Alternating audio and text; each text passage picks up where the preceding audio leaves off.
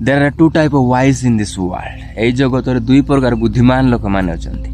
Number one is learn from his own mistakes. ଜଣେ ଯିଏ ତାର ନିଜ ଭୁଲଟାରୁ ଶିଖେ.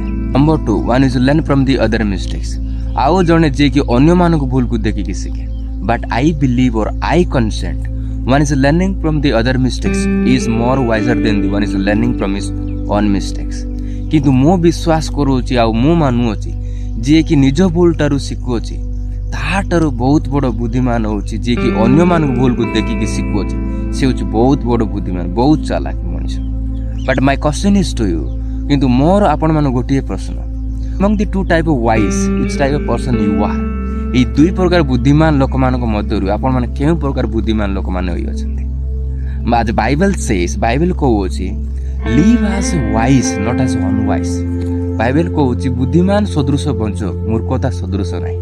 May God bless you lavishly through this small information. Amen.